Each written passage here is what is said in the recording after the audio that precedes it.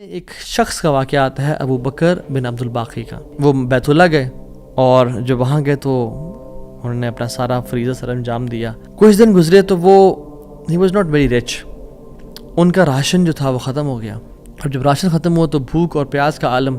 مکہ کے ایک دن گلی میں جا رہے تھے تو ان کو نا ایک پیکٹ ملا. انہوں نے اس پیکٹ کو اٹھایا, تھوڑا ہیوی تھا وہ. انہوں نے کہا چلو میں کمرے میں جاتا ہوں اور دیکھتا ہوں کیا ہے اس میں. کمرے میں گئے تو ایک ایسا ہار تھا جو کہتے ہیں میں نے آج تک نہیں دیکھا تھا. It was very unique, it was very precious. کہتے ہیں کہ میں بڑا حیران ہوا یہ کس کا ہوگا.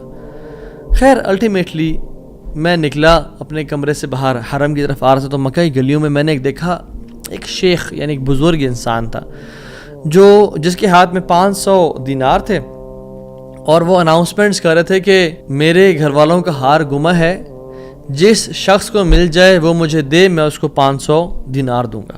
ابو بکر رحمہ اللہ نے سوچا کہ میرے پاس تو پیسے نہیں ہیں, میرے پاس تو راشن نہیں ہے, میں تو بھوک پیاس کا عالم ہے, تو میں اس کو ہار دوں گا اور اسے پیسے لے لیتا ہوں. کمرے میں گئے تو کہا آپ سے 3 سوال ہیں, آپ اس پیکٹ کی نشانی بتائیں, جس چیز سے اس پیکٹ کو باندھا گیا اس کی نشانی بتائیں, اور اس ہار کی نشانی بتائیں. صرف 3 نشانیاں بتا دیں. تو انہوں نے کہا پیکٹ ریشم کا ہے.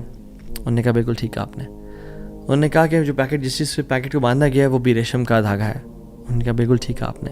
اور تیسرا چیز کا انہوں نے کہا اس میں 30 نگ لگے ہوئے ہیں اس ہار میں. انہوں نے کھولا اس ہار کو, دیکھا 1 2 3 4 5 6 30 کمپلیٹ, یہ آپ کا ہار. تو انہوں نے کہا یہ 500 آپ کے دینار. کہتے ہیں نہیں مجھے نہیں چاہیے. کہتے ہیں کیوں بیٹا, میں نے تو وعدہ کیا تھا کہ میں شخص دوں گا. کہتے ہیں میں نے اللہ کے لیے کام کیا ہے, یہ مجھے چیز ملی تھی, میرا ایز اے مسلمان میرا حق تھا کہ میں امانت کو واپس ادا کروں, تو میں آپ سے اس کا اجر نہیں لوں گا. حالانکہ ان کو نیڈ تھی لیکن کہا کہ نہیں, میرا اجر اللہ تعالیٰ سے, واللہ لا اخذھا, کہ میں اللہ کی قسم اس کو نہیں لوں گا آپ سے. وہ بحث کرتے تھے کہ لو تم نے لینا ہے, وہ کہتے ہیں میں نہیں لینا آپ سے, آپ چلے جائیں, یہ میں نے اپنا امانت ادا کی ہے, میں نے کوئی احسان تو نہیں کیا آپ پہ.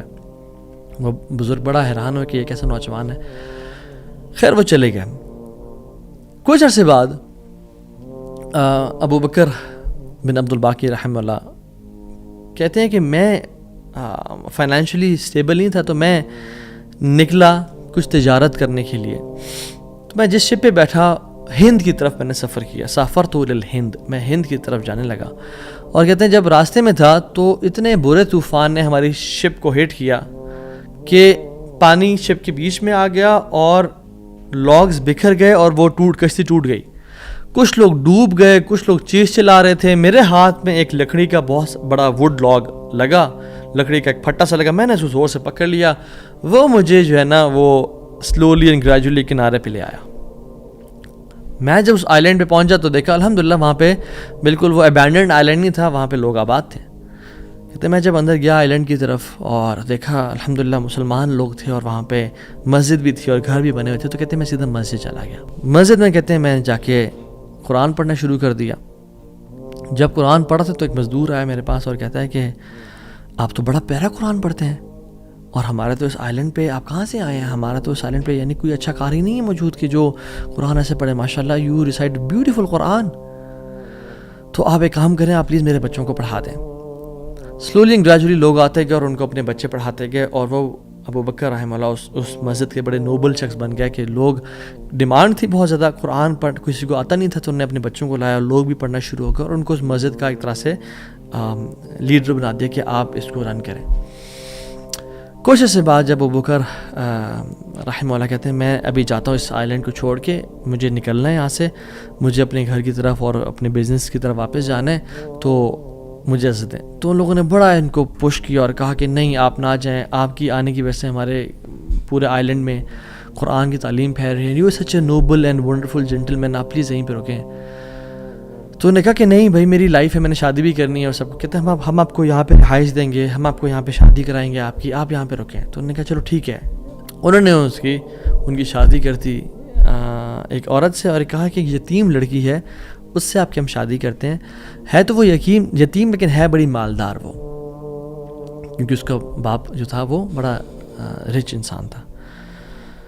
انہوں نے کہا ٹھیک ہے. جب ان کا نکاح ہوا اور اس لڑکی کے پاس جب آ کے بیٹھے, یعنی جو فرسٹ نائٹ, جب اس لڑکی کو دیکھا اور اس کے گلے پہ نظر پڑی تو وہ حیران ہو گئے، یہ دیکھے کہ جو مکہ کی گلیوں میں ان کو جو ایک نیکلیس ملا تھا وہ اس لڑکی نے اپنے گلے میں پہنا ہوا ہے۔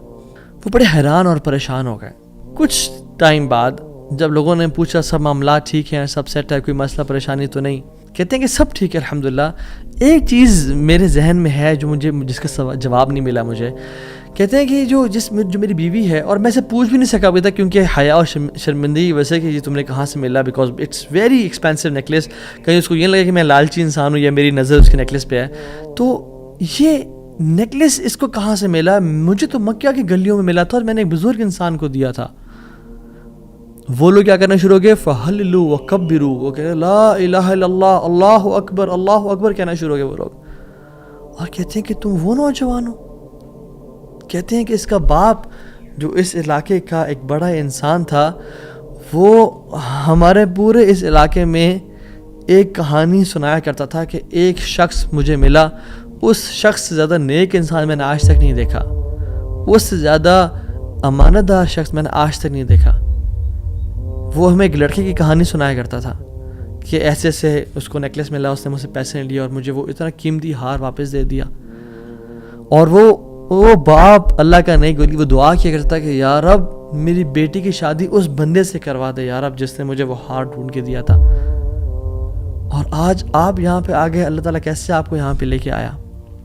اور وہ بڑا حیران ہوئے کہ سبحان اللہ، کس طرح سے انہوں نے ہار اللہ کے لیے دیا اور اس کا اجر صرف اللہ سے کی امید رکھی، اور اللہ تعالیٰ نے کہاں کہاں سے لا کے ان کو یہاں پہ ان کی شادی کروائی اور ان کی لائف کو سیٹل کیا، اور ہار بھی ان کو واپس لوٹا دیا۔